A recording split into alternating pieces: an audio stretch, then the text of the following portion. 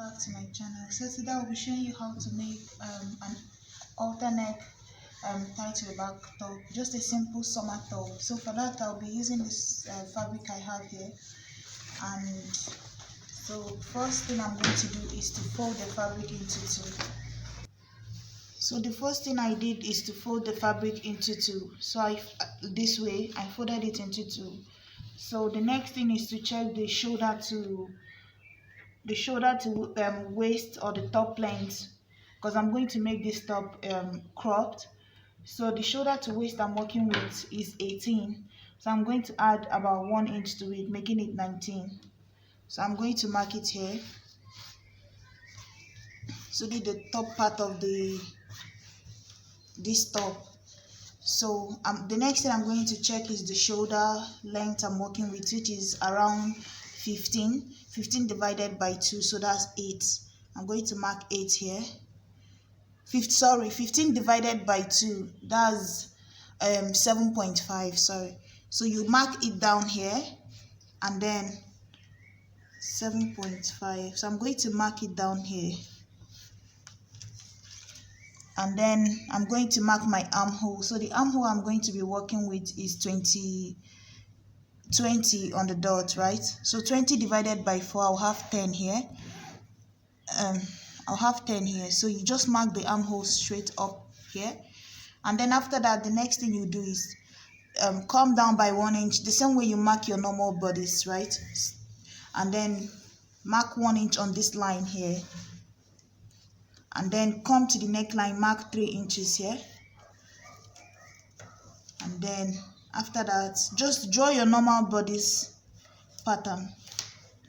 That's what I'm doing here. I came down 3 inches and then 3 inches this way. Connect the neckline. So after this now I'll start to connect, mark to join this 1/2 inch here, and then connect this line here. After this now I'll start marking my halter neck. So whatever I have left between this point and this point here, which is 5, I'm going to mark half of 5, which is 2.5 here. So I'm going to mark it here, and then I'm going to mark about 1 inch on one side and then 1 inch on the other side.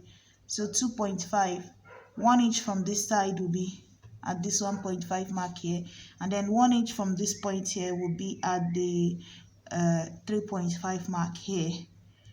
So from here now I'm going to mark deep V. I want my V to be 8 inches length, so I'm going to mark from 8 down to this point here.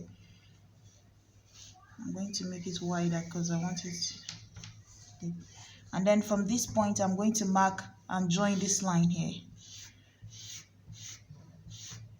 Just connect it into this line. So basically after drawing your basic bodice, then you mark the center of the shoulder, half the shoulder here, and then from there you just mark the center and then add 1 inch on both sides, and then you mark it this way. So now I'm going to cut this out because I know the chalk mark is too much already. So from this point now you go down by the 1 inch that you made on the sleeve here, right?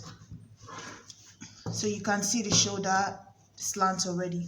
So you come back this way, and by the way, the width I'm using for my fabric here is the bust measurement divided by 4. My bust measurement that I'm working with is about 42, right? 42 inches. So 42 divided by 4, so that will give me 10.5. So 10.5 plus 1 inch, that's 11.5. I'm going to mark it here.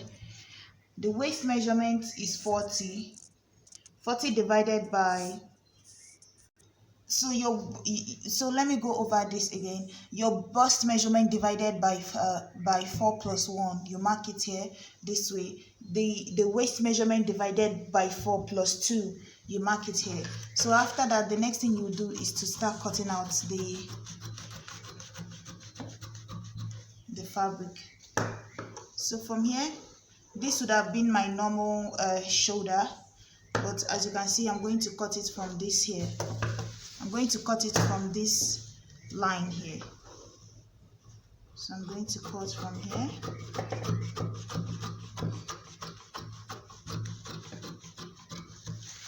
So this is out, and then I'm going to cut the neckline.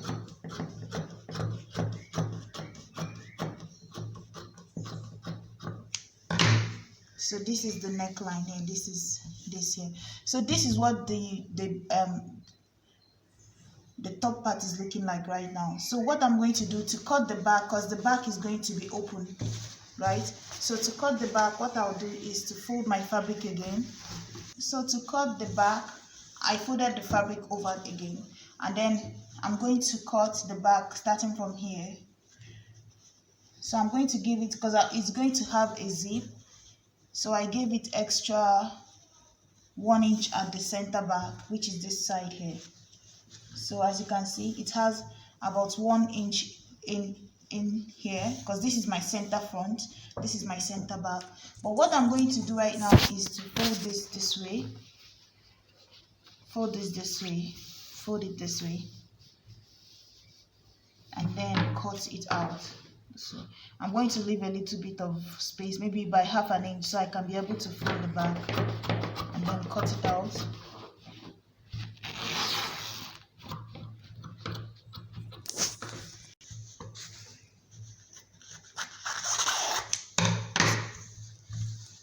This is what the back would look like. This is the back here, and then this is the front. So I'm going to attach, I'm going to give this a dart this way, give it a dart, because I have 2 pieces of this. If you want, you could double yours using a lining, right? I have 2 pieces of this here. So what I'm going to do now is to give it a dart, because this is where my zip will fit in.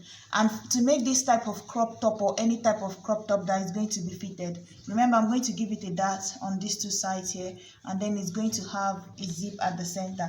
Whenever you're making a fitted crop top, for me, I normally put my zip facing down.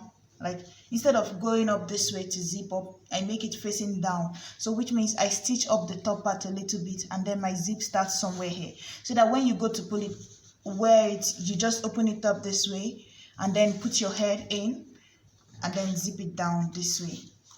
That way you can get all the fitness you want at this end. But if you make the zip going up, you can't put it on, because remember, the waist is smaller than the bust part. So this is what it would look like. Here is the top. This will be on this side here. This will be on this side here, right? I'm going to fold this by 1 inch, that way it blends in here. So I'm going to give it a dart here, and then my zip comes in at the back this way. This is supposed to be a 2-piece. I already made the pants, because I don't want to make the shorts on the on camera, because I already have a video on how to make a short pant. So this is what it would look like. So now I'm going to cut the strap I'm going to attach here, because it's supposed to have a strap here to go here on these 2 ends. Then when you tie it, it drops at the center back on top here.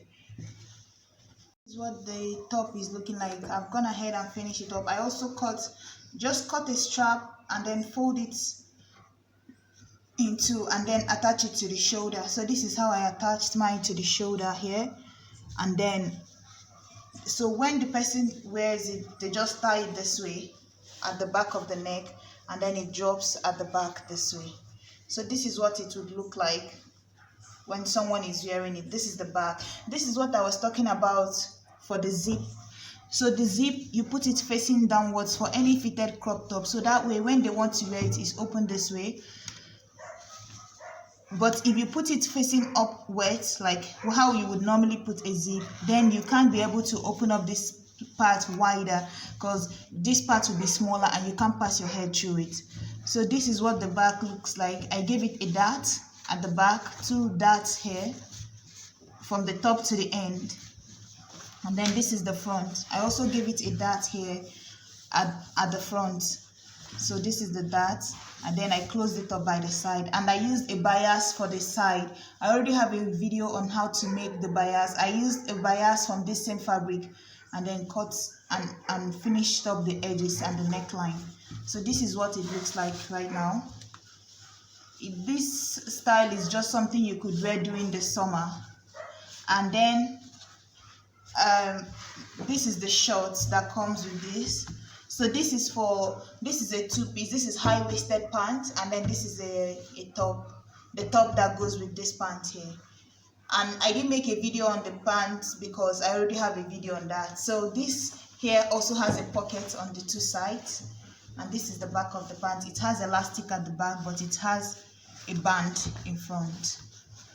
So yeah, thank you guys so much for watching. Please like, share and subscribe. Bye.